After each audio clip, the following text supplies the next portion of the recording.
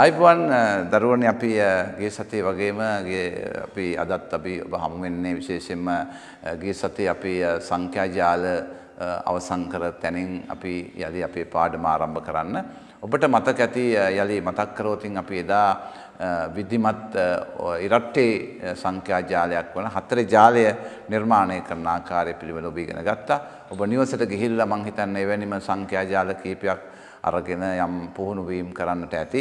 මොනවා හරි ගැටලු තිබුණොත් අපිට ඕන අවස්ථාවක අපිට පුළුවන් අපිත් එක්ක සමග සම්බන්ධ වෙන්න. අපි නාලිකාවත් එක්ක සමග සම්බන්ධ වෙලා ඔබට ඕනම ගැටලුවක් निराකරණය කරගන්න පුළුවන්. අද අපි උත්සාහ කරන්නේ විධිමත් සංඛ්‍යා ජාල අතර ඔත්තේ ජාලයක් නිර්මාණය කරන ආකාරය පිළිබඳ ඉගෙන ගන්න. අපි ඒ යටතේ අපි දන්නවා ඕනම ඔත්තේ ජාලයක් නිර්මාණය කරගන්න පුළුවන්. 3 ජාලය, 5 ජාලය, 7 ජාලය, 9 ජාලය. නමුත් ඒ අතරින් අපි කාලය අපි පදනම් කරගනිමින් අපි බලමු 5 ජාලයක් නිර්මාණය කරන්නේ කොහොමද කියන ආකාරය පිළිබඳව. ඒකෙත් අර විධිමත් ජාලයක තියෙන සම්පූර්ණ කොන්දේසි එතෙන්දිත් අදාළ වෙනවා. එක් සංඛ්‍යාවක් එක් වතාවක් පමණයි ආදි වශයෙන් මම ඔබට ගොඩාක් කියා දීලා තියෙනවා මේ කොහොමද මේ විධිමත් ජාලයක් නිර්මාණය කරන්න කියන කාරණාව. අපි මෙතෙන්දී යොදාගන්නේ සංඛ්‍යා 25ක්. අපි පහසුව සඳහා අපි 1 සිට 25 කියන සංඛ්‍යා ටික යොදා ගනිමු.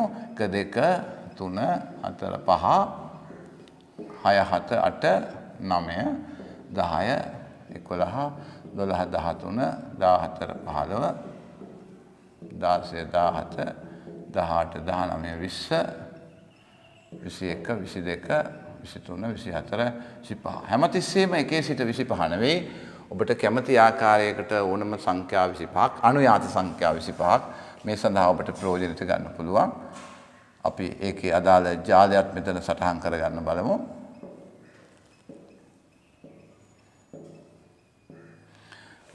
විධිමත් ඉරට්ටේ ජාලවල නීතිය මෙතෙන්දී අපිට අදාළ කරගන්න බෑ.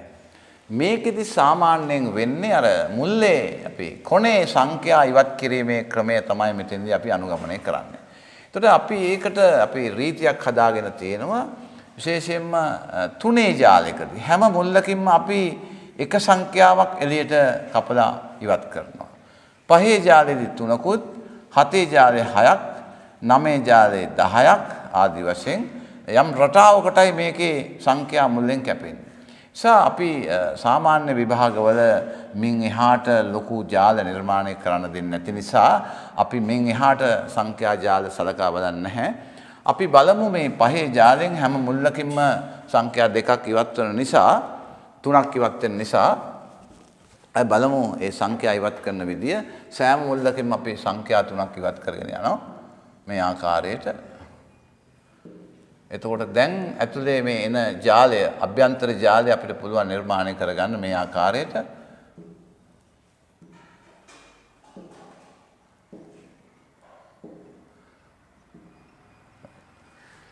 දැන් මේ ජාලය අපි සම්පූර්ණ කිරීම සඳහා අපි මූණට මූණ මේ වම් අත පැත්තේ නැත්නම් අපේ මේ අත පැත්තේ තියෙන සංඛ්‍යා අපේ විරුද්ධ පැත්තටත් මේ සංඛ්‍යා අනිත් පැත්තටත් මාරු කිරීමේ ක්‍රමය අපිට අනුගමනය කරන්න පුළුවන්.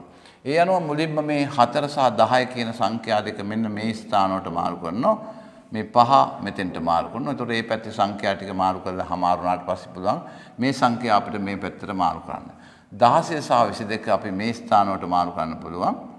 21 මේ ස්ථානට මාරු කරන්න පුළුවන්. එතකොට මේ දෙපැත්තේ සංඛ්‍යා මූණට මූණ මාරු කරාට පස්සේ අපිට පුළුවන් මේ දෙපැත්තේ සංඛ්‍යා ටික මේ දෙපැත්තට මාරු කරන්න. 24 සහ 20 මෙතෙන්ට මාරු කරාම 25 මේ ස්ථානයට යනවා. මේ සංඛ්‍යා තුන මෙහාට මාරු කරමු.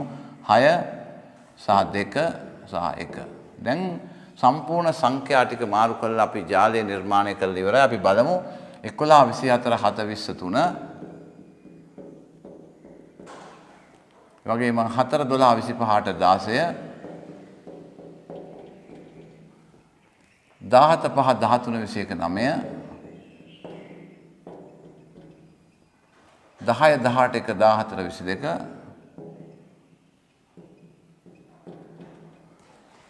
6 19 2 15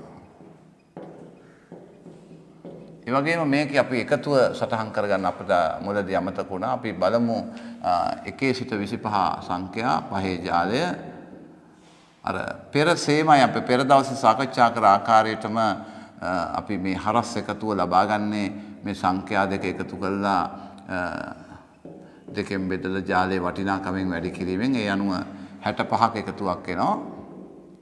දැන් ඔබ මේ ජාලයේ තීරු පේලි ටික බැලුවොත් එහෙම සෑම පේලියක්ම සෑම තීරුවක්ම එකතුව 65ට සමාන වෙලා ඇති. මේක තමයි පහේ ජාලය නිර්මාණය කරන ආකාරය. මේ ආකාරයෙන්ම තමයි 3 සහ 7 ජාලයක් නිර්මාණය කරන්නේ. සෝ ඊට ඕනම වැඩි ජාලයක් වුණත් අපිට මේ ආකාරයට නිර්මාණය කිරීමේ හැකියාව තියෙනවා. ඒතර මේ ජාලය නිර්මාණය කරාට පස්සේ අපිට පුළුවන් ඕනනම් මේකේ ඕනෑම අතකට භ්‍රමණය කළා මේක වෙනස් ජාලයක් වෙනස් නිර්මාණයක් බවට පරිවර්තනය කරන්නත් පුළුවන්.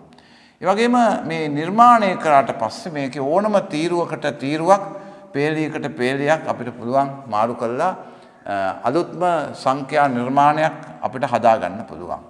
ඉතින් මේ ආකාරයෙන් තමයි අපි විධිමත් සංඛ්‍යා ජාල පද්ධතිවල තියෙන සංඛ්‍යා ජාල නිර්මාණය කරන්නේ. මේක අලුත් තාක්ෂණික ක්‍රමයක් නැත්නම් ඔබ ස්වයංව ඔබේ මනස මෙහෙवला ඔබ මේ කොටු පුරවන්න ගියා නම් එහෙම අතිවිශාල කාලයක් මේකට ගත වෙනවා. නමුත් මේ තාක්ෂණික මේ ටෙක්නොලොජි එක පාවිච්චි කිරීම හරහා ඔබට පුළුවන්කම තියෙනවා මේක ඉතාමත් ඉක්මනට මේ ජාලය නිර්මාණය කරගන්න. අපිට පුළුවන් මේ ආකාරයෙන් 3 සහ 7 ජාලයක් නිර්මාණය කරන්න. අපි තියෙන කාල පරාසය තුළ අපි බලමු අවශ්‍ය නම් 3 ජාලයක් නිර්මාණය කරන 7 තරමක් ලොකු ජාලයක් නිසා අපි 3 ජාලෙ අපි මේ ආකාරයෙන්ම ගන්න සංඛ්‍යා 9ක් 1 2 3 අපි ගමු 1 සිට 9ට 7 8 9 වශයෙන්. එතකොට මේ සංඛ්‍යා 9 අරගෙන අපි මේ කොනේ සංඛ්‍යා ටික ඉවත් කරාට පස්සේ අපි දන්නවා අභ්‍යන්තර සංඛ්‍යා කොටු 9ක් එනවා. ඒකෙත් අපිට මූණට මූණ මේවා මාරු කරාට පස්සේ මේ 3 මෙතෙන්ට 7 මෙතෙන්ට 9 මේ පැත්තට 1 මේ පැත්තට. ඒතර අපි ඒකත් මේ ජාලය අන්තර්ගත කරොත් එහෙම අපිට පුළුවන් මේ ආකාරයේ 4 9 2 සමාන තීරු සහ සමාන පේලියගයන් එන සංඛ්‍යා ජාලයක් නිර්මාණය කරගන්න. මේකෙත් 3 ජාලය හැටියට අපි සලකනවා 1 සිට 9 දක්වා සංඛ්‍යා මේ හරස් එකතුව ගන්නෙත් පෙරසේමයි 1යි 9යි 10යි එකතු කරලා දෙකෙන් බෙදලා අපිට පුළුවන් 3ෙන් වැඩි කරන්න. එකතු වෙන්නේ 15ක්. මේ ආකාරයට අපිට පුළුවන් 3 ජාලයක් නිර්මාණය කරන්න.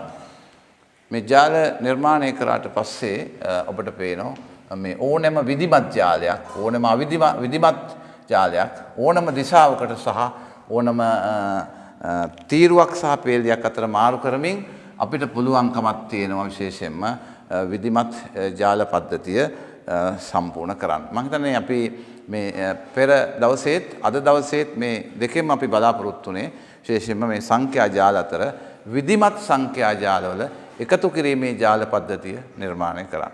බොහොම ස්තුතියි.